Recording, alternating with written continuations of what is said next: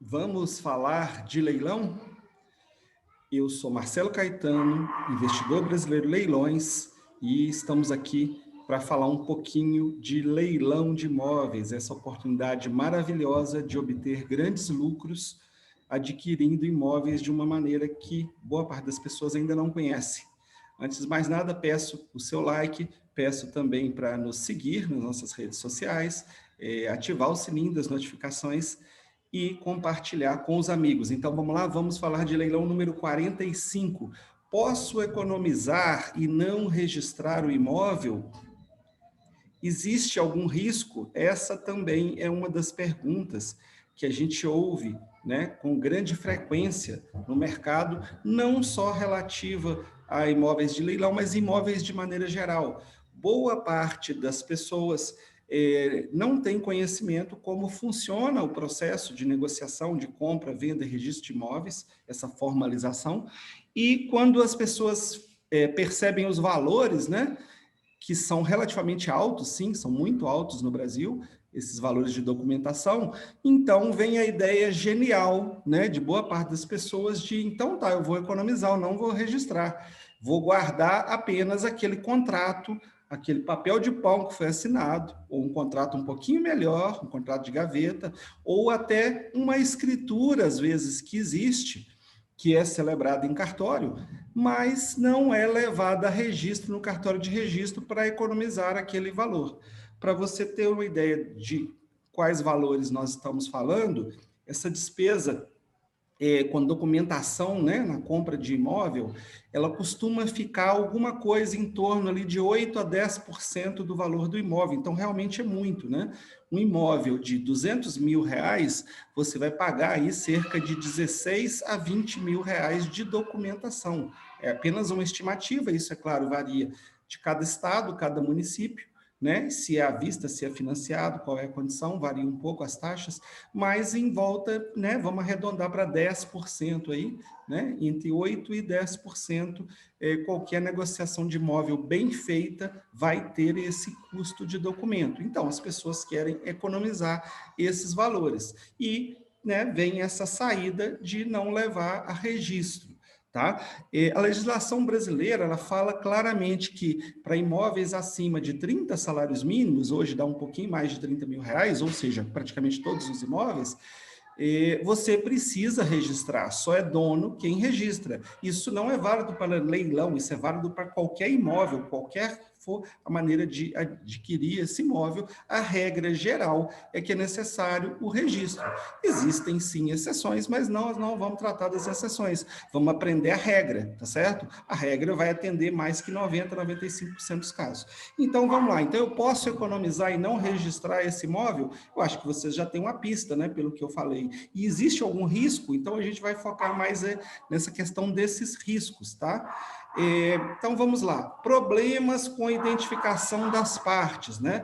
Quando é feito um contrato e esse contrato é levado a ser celebrado num cartório de notas, se tornando uma escritura, ou ele é mesmo feito dentro de um banco, né, no caso do financiamento imobiliário, e ele também é feito com o rigor de uma escritura, todas essas questões aqui que estão elencadas, elas são observadas, a qualificação, o nome completo, nacionalidade, estado civil, profissão, domicílio, residência, RG e CPF, tanto da pessoa quanto do cônjuge, tá? Certidão de nascimento, casamento, averbação, separação, divórcio, endereço, profissão.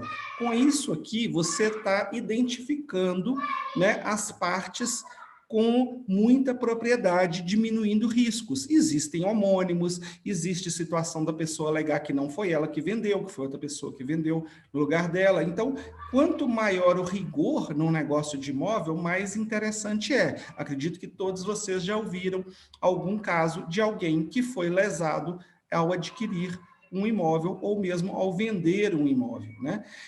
Então, além dessa questão da qualificação completa, é necessário tirar certidões e que essas certidões elas sejam emitidas até 30 dias. Por exemplo, para quem é casado, né, ou quem se separou, a certidão de casamento ou a documentação da separação do divórcio, após 30 dias ela não tem validade mais, pode mudar de novo esse estado. Apenas a certidão de nascimento, né? Ela tem uma validade maior. Então, é interessante isso. E, no caso, se houver separação, né, dos vendedores, por exemplo, é importante observar se houve mudança em relação ao proprietário do imóvel, ou seja, se ao fazer a separação, se houve algum registro de que esse imóvel ficou só para A ou só para B, ou se esse imóvel foi dividido para filhos, como é que isso ficou, tá certo? Então, quando você faz corretamente, todas essas questões aqui são verificadas, tá certo? Como eu falei, é caro, mas tudo bem, poderia ser mais barato, mas existe um trabalho aqui envolvido, existe uma ciência que protege tanto o vendedor quanto o comprador. Número 2, prazo, né? Então, o caso que eu citei, às vezes é feito um contrato, né, ou uma escritura até em cartório, mas não é levado a registro para economizar. Né? Então, vamos imaginar que às vezes a pessoa está economizando ali R$5.000, R$3.000, né? Então, o que pode acontecer? Lá na frente, o dia que eu precisar de alguma situação em que esse registro seja exigido, tá? Quando você levar registro, se aquela escritura ou contrato for antigo, você corre um grande risco de o cartório de registro não aceitar. Então, um exemplo que aconteceu recentemente foi uma escritura feita corretamente, mas ela foi lavrada no cartório em 1972, tá? E houve a tentativa de registro apenas em 2014, tá certo? Na hora de fazer uma partilha, né? Uma herança, falecimento, né, do dono, e foi fazer a partilha, foi fazer o registro disso, houve problema em 2014, quer dizer, são muitos anos que se passaram, o cartório se negou a fazer, então a pessoa ficou com um problemaço na mão. Então aquela economia lá, R$3.000, R$5.000, o que seja, é o barato que ficou caro, né? Outra coisa, vícios na descrição total do imóvel. O imóvel, em contratos de compra e venda, em escrituras, em registros, uma série de informações devem ser colocadas com precisão, a localização, dimensões, confrontações do quarteirão, as vias, né, que fazem limite com aquele imóvel, os comprovantes de pagamento, tanto do imóvel quanto a informação do preço e o pagamento do ITBI, todas essas questões, elas são verificadas pelos cartórios. Então, se você não levou a registro, alguma coisa disso aqui pode não ter ficado legal. Problemas com a qualificação registral, possibilidade para que o registro de um título contraditório e excludente aconteça. Então, vamos imaginar que houve um problema na hora de fazer esse registro e alguém pode tentar fazer o registro ao mesmo tempo, ou um pouco depois, um pouco antes. Tá certo? Quem tiver com a documentação em ordem vai ser bem sucedido. Você pode ser o primeiro a tentar registrar, enquanto a sua documentação não for aceita pelo cartório, você não vai conseguir fazer o registro. Nesse meio tempo, alguém pode trazer a documentação correta e fazer o registro.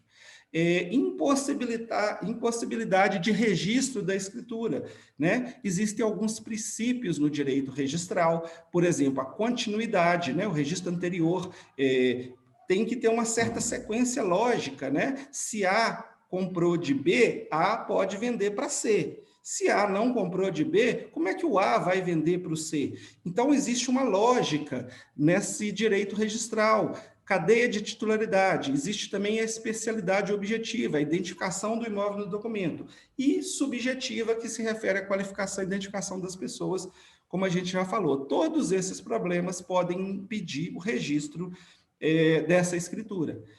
Dupla venda, o que acontece? Pode acontecer de determinado imóvel ser vendido 2 ou mais vezes. Isso acontece com certa frequência no mercado convencional. É um dos motivos que eu digo que o leilão, às vezes, é até mais seguro do que o mercado convencional, tá certo? Pessoas inescrupulosas fazem a venda mais de uma vez do mesmo imóvel. E aí ainda costumam recomendar, não mexe com registro não, você vai gastar muito, isso não precisa não, esse contratinho nosso aqui, ele está valendo aqui, toma a chave, né? E aí, quando vai ver lá na frente, você vai ter um problema. Quem registrar primeiro vai ser bem sucedido, ok?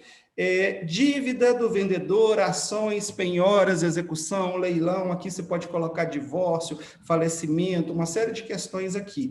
Então, o que que acontece? Você pode ter uma penhora sobre o imóvel referente a alguma dívida e ela pode até não inviabilizar a venda desse imóvel, nem o registro da escritura. Só que a penhora vai ser prioritária em relação à venda. Então, se aquele imóvel está penhorado, tudo bem, você foi lá e comprou, mas aquele imóvel vai a leilão e aquela penhora do leilão é prioritária em relação à sua compra. Então, você pode evitar o risco do leilão e ser mal sucedido num negócio de alguém que você comprou, estava endividado e foi a leilão. Então, ao invés de você usar o leilão para o seu bem, você pode não usar o leilão e você pode se dar mal por causa de um leilão, tá certo? Então, o conhecimento, pessoal, é muito importante. Bom, teve uma pequena falha aqui, já pulamos para o 11, não tem problema. Cancelamento da venda anterior, convenção expressa das partes ou juiz. Como eu falei, A vendeu o imóvel para B e B vai vender para o C. Se a venda do A para o B foi cancelada, como é que o B vai vender para o C? Esse cancelamento pode acontecer expressamente pelas partes, por algum problema, um distrato, alguma coisa desse tipo, ou até judicialmente. E aí você que comprou de alguém que cancelou, você vai ter que acionar judicialmente essa pessoa, mas o seu dinheiro você já perdeu, tá?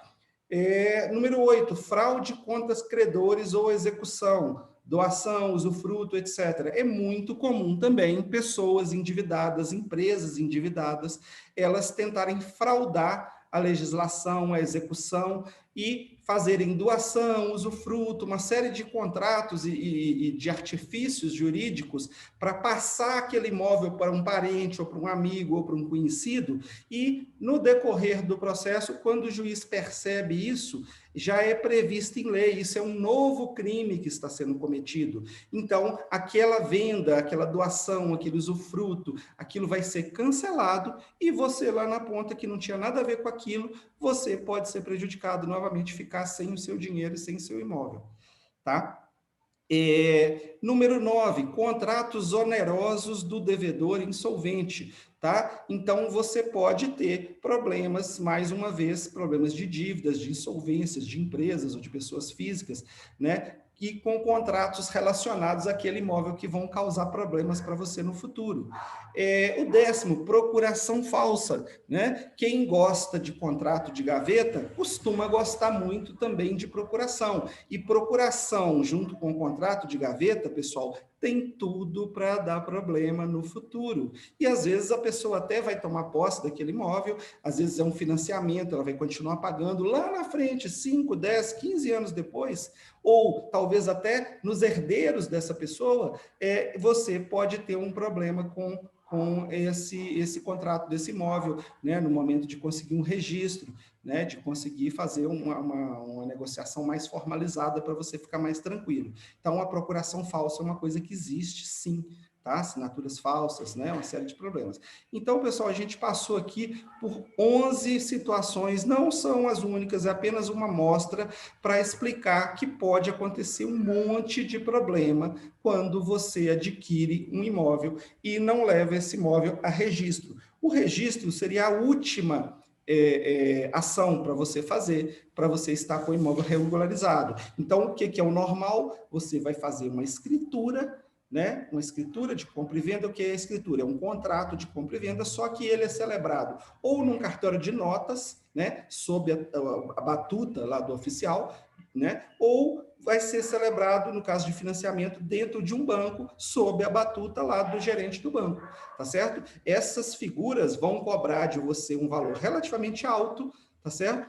Porém, esse valor alto que você está pagando, ele vai ser a sua tranquilidade no futuro. Então, vale sim a pena, infelizmente, pagar tudo isso aí. Depois da escritura pronta, você vai levar essa escritura juntamente com o comprovante de pagamento de TBI e outros documentos ao cartório de registro.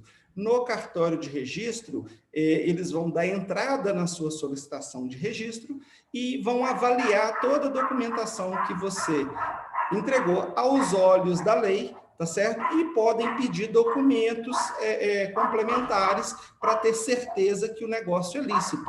Só quando estiver tudo ok, realmente vai ser feito o registro, você vai fazer o pagamento.